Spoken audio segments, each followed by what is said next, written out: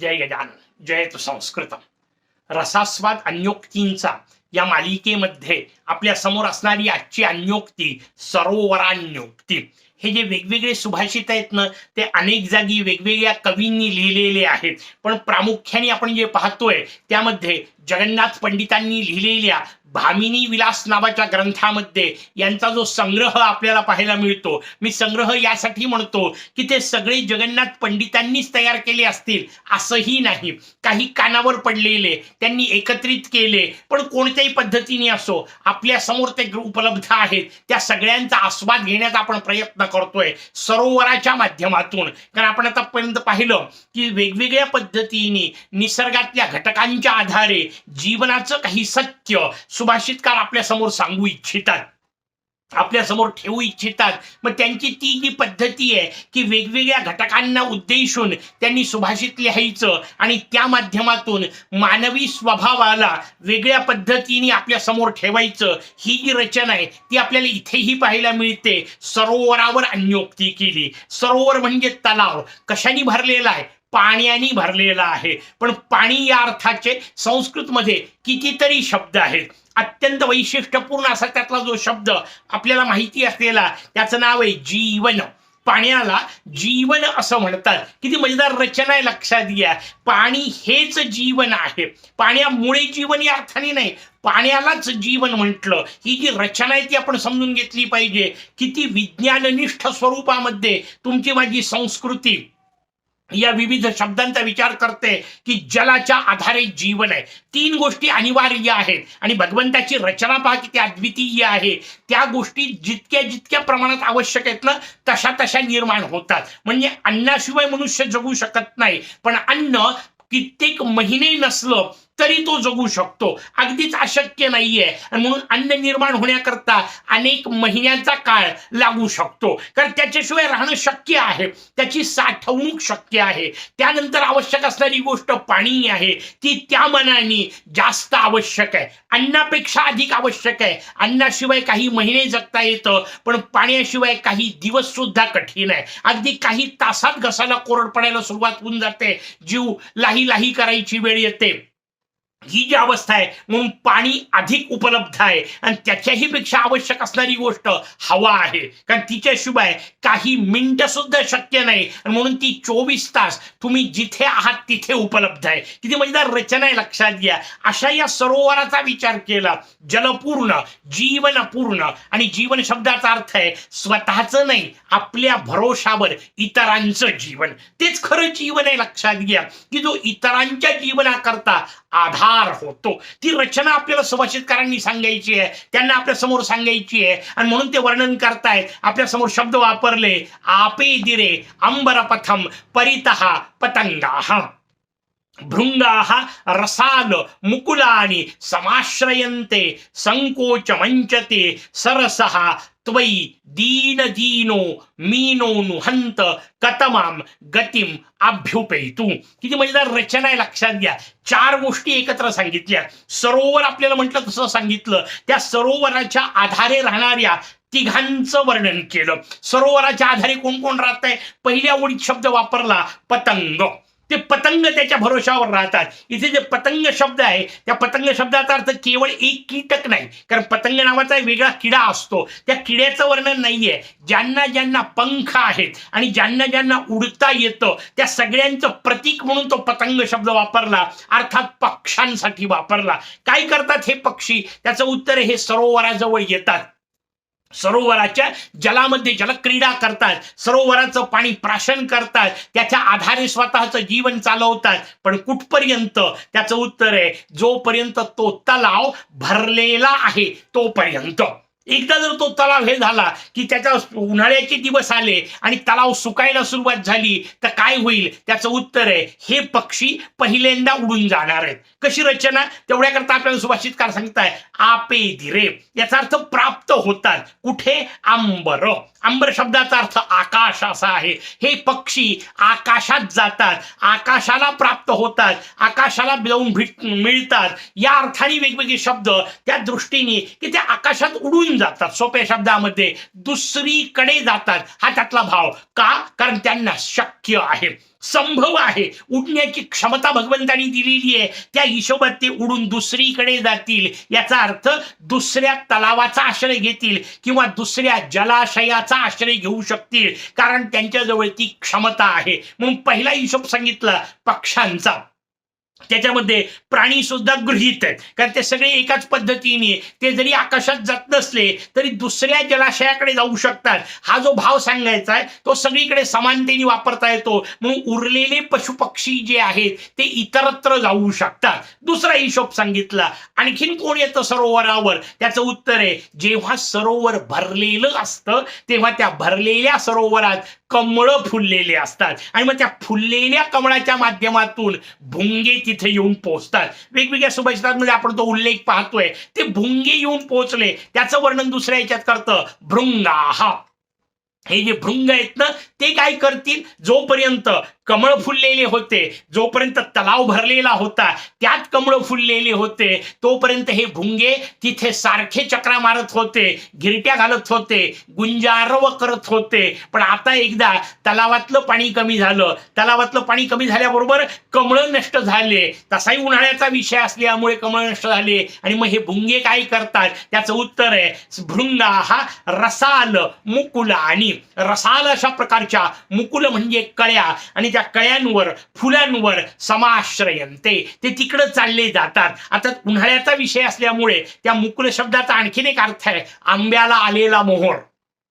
तो जो भाव आहे तोही तिथं पकडायचा आहे. आता तलाव लहान होत चाललेला आहे, आता भुंगे कुठं जातील? त्याचं उत्तर आहे, ते तिथून उठतात आणि दुसऱ्या फुलांवर जातात. वास्तविक फुलांकरता आले होते, तेवढ्या पुरता आलेला जो विषय आहे तो त्यातला समजून घ्यायचा आहे. पहिले जलक्रीडा करण्याकरता आले होते, भरलेल्या पाण्याचा आस्वाद घ्यायला आले होते. दुसरं, त्या पाण्यामुळे निर्माण झालेल्या कमळांचा आस्वाद घ्यायला आले होते. त्या कमळांचा सुगंध, कमळाचा मकरंद त्याच्यासाठी आले होते.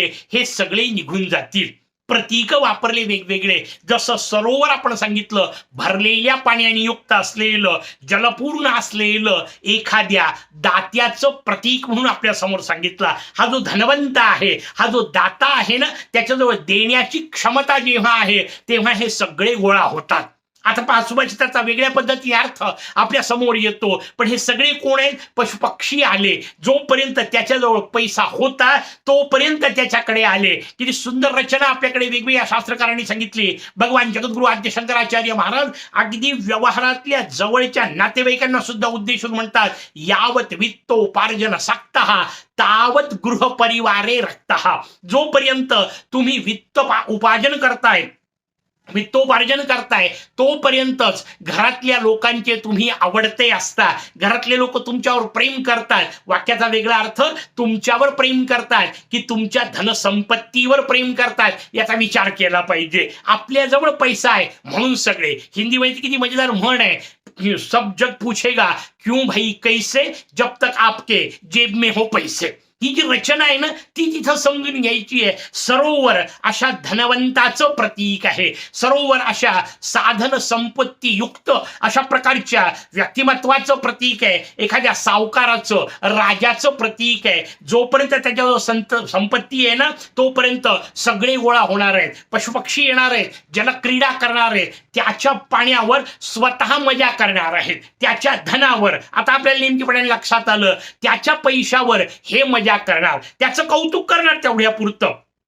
पक्ष्यांचा किलकिलाट जो आहे तो जणू काही त्याचं केलेलं कौतुक आहे, अशा पद्धतीने आपल्याला समजून घेता येईल. आणि मग ते कुठपर्यंत आहे? जोपर्यंत धनसंपत्ती आहे, जोपर्यंत सत्ता आहे, जोपर्यंत अधिकार आहे, तो एकदा निघून गेला ना की पहिले हे उडून जाणार, कारण ते आलेच तेवढ्या करता होते. मग हा जो प्रकार आहे ना, त्याला स्वार्थी अशा प्रकारचे लोक, त्याचं प्रतीक आपल्या समोर ते पतंग वापरलं, पक्षी वापरले. जोपर्यंत त्यांचा स्वार्थ पूर्ण होत होता ते तुमच्या जवळ करत होते. ज्या क्षणी त्यांच्या स्वार्थामध्ये कुठंतरी खडा पडतोय असं वाटलं, पहिल्यांदा ते स्वार्थी लोक तुम्हाला सोडून देतात. दुसरे कोण? त्याचं उत्तर आहे, ते फुलांकरता आले होते. जोपर्यंत पाणी होतं, जोपर्यंत कमळं होते तोपर्यंतच भुंगे होते. जोपर्यंत त्या गोष्टी आहेत तोपर्यंत त्यांचा आनंद घेता येत होता. कमळांचा आनंद भुंगे घेत होते, भुंग्यांच्या गुंजारवाचा आनंद तलावालाही मिळत होता. पण तोपर्यंतच जोपर्यंत कमळं आहेत, आणि कमळं कुठपर्यंत आहेत, जोपर्यंत पाणी आहे. या दोन्ही गोष्टी नष्ट झाल्या ना की भुंगेही निघून जाणार आहेत. वाक्याचा अर्थ पहिले जसं आपण पाहिले स्वार्थी आहेत, दुसरे जे आहेत ते संधी साधू आहेत. तेवढ्या पुरतेच आले होते. कमळ होते म्हणून, कमळ नसलं की ते दुसऱ्या फुलावर. जिकडे जिकडे स्वार्थ असतो तिकडे तिकडे उड्या मारणारे समाजातले सगळे घटक जे आहेत ना ते त्या भुंग्यांच्या आणि त्या पतंगांच्या माध्यमातून कवी आपल्या समोर अधोरेखित करतायत की अरे स्वार्थ आहे म्हणून येत आहेत, तुमच्या करता नाही येत, फार प्रेम आहे म्हणून नाही येत आहेत. पण एक तिसरा गट असतो, या दोघांच्या पलीकडचा असलेला, त्या गटाची अवस्था जी आहे त्याचं वर्णन पुढे आपल्या समोर करतायत. त्याच्यामध्ये सरोवराचं वर्णन केलं. संकोचम मंचते सरसा. हा हे रस, किती सुंदर शब्द आहे तो. सरस शब्द वापरला, याचा अर्थ रस असलेला, रसपूर्ण असलेला, जीवनपूर्ण असलेला, जलपूर्ण असलेला तो तलाव जो आहे ना तो जलपूर्ण आहे. तोपर्यंत हे सगळे आहेत. पण एकदा जर तुझा संकोच सुरू झाला आणि तुझं पाणी कमी व्हायला सुरुवात झाली की मग हे सगळे शिल्लक राहणार नाहीयेत, हे निघून जाणार आहेत. असा जेव्हा तुझा संकोच येतो ना, त्वयी तुझ्या ठिकाणी दीन दीनो हा शब्द पुढच्या मीनोकडे वापरायचा आहे. मीन शब्दाचा अर्थ मासोळी. त्या मासोळ्याही त्या तलावात आहेत. वरचे दोन आपण पाहिले तेवढ्या पुरते आलेले आहेत, आवश्यकतेनुसार आलेले आहेत, स्वार्थानुसार आलेले आहेत, तिथल्या क्षणिक अशा प्रकारच्या मिळणाऱ्या लाभामुळे आलेले आहेत. पण मासोळ्यांचं तसं नाहीये. मासोळ्यांचं जगणंच त्या तलावावर अवलंबून आहे. कारण या बाकीच्यांना दुसरीकडे जाणे नावाची गोष्ट शक्य आहे. मासोळ्या कुठे जाणार आहेत? एखाद्या राजकीय पक्षाच्या दृष्टीने विचार करा, म्हणजे आपल्याला ती गंमत लक्षात येते की जोपर्यंत सत्ता आहे ना, शेकडो बगळे आपल्याकडे येतील, शेकडो कावळे आपल्याकडे येतील, शेकडो भुंगे येतील, खूप गुंजारव करतील, तुमच्या जवळ असणाऱ्या सत्तेच्या निमित्ताने तुमचं कौतुक करतील. पण मोठी गंमत मजेदार आहे, लक्षात घ्या, त्या ज्या मासोळ्या आहेत ना त्या पक्क्या तुझ्या आहेत. निष्ठावान कार्यकर्ते आपण ज्यांना म्हणतो त्या निष्ठावान कार्यकर्त्यांचं वर्णन मासोळ्यांच्या निमित्ताने कवी करतायत. ते म्हणतायत अरे ह्या आलेल्या गोष्टी, हे आलेले पशुपक्षी, हे आलेले भुंगे निघून जाऊ शकतील. त्या मासोळ्यांनी कुठं जायचं बिचाऱ्यांनी? त्या कशा आहेत? दीन. दीन शब्द वापरला, दोनदा दीन शब्द वापरला. अत्यंत असहाय्य अशा अर्थाने वापरायचं आहे. आणि आपण पाहतोय की द्विरुक्ती तेव्हा केली जाते जेव्हा एखादी गोष्ट अत्यंत जोर लावून सांगायची असते. प्रचंड दीन असलेले, प्रचंड असहाय्य असलेले, चुकूनही दुसरीकडे जाण्याची, म्हणजे अगदी कासव खेकडा सुद्धा परवडला, ते जलचरच आहेत, लक्षात घ्या. ते जलचर जरी असले तरी त्यांना बाहेरही पडता येतं. मग आपल्याकडे वेगळा शब्द आहे त्यांच्याकडे, उभयचर. दोन्हीकडे राहू शकतात, जमिनीवरही राहू शकतात, पाण्यातही राहू शकतात, पाण्यात प्राधान्याने राहतात. पण अगदीच वेळ आली तर कासव दुसरीकडे जाऊ शकेल, अगदीच वेळ आली तर बेडूक उड्या मारत दुसरीकडे जाऊ शकेल, अगदी तशीच वेळ आली हळूहळू का होईना खेकडा दुसरीकडे चालला जाईल. मासोळ्यांनी काय करायचं? त्यांना सोयच नाहीये दुसरीकडे जायची. त्यांना तुझ्याशिवाय दुसरा आधारच नाही, तूच त्यांच्या जीवनाचा आधार आहे. आता पाणी शब्दाचा नेमका अर्थ आपल्याला कळतो की त्या मासोळ्या त्या जलाशयाला सोडून जगूच शकत नाहीत. मग त्यांची अवस्था काय? तुझ्याजवळचं जेव्हा कमी होतं तेव्हा त्यांची अवस्था काय हे सांगताना म्हणतायत मी नो हंत. हंत हा शब्द एखादा उद्गार त्यांनी वापरलेला आहे नाईलाज झालेल्या माणसाचा. अरे अरे कसं गावायचं अशा अर्थाने तो वापरलाय. हंत असहाय्यता दाखवणारा उद्गार सांगितला. हा मी नो हंत कतमा गतिम अभ्युपैतू. त्या मासोळ्यांनी कोणती गती घ्यायची, त्यांनी कुठे जायचं, त्यांनी आपलं जीवन कसं करायचं. धनवंताच्या माध्यमातून आपल्या समोर इतर तिघांचं वर्णन करतायत. स्वार्थाने येणारे, कुठल्या तरी तात्कालिक गोष्टींनी येणारे, म्हणजे संधी साधू स्वरूपात येणारे, पण दोन सोडून दिले. तिसरे सांगितले जे कायम तुमच्या भरोशावर जगणारे आहेत. सरोवरांनी त्यांचा विचार केलाच पाहिजे, कारण तेच खरे पक्के आहेत हे सांगणारं सुभाषित. पुढची एखादी अन्योक्ती पुढच्या भागात. तोपर्यंत जयतु संस्कृतम.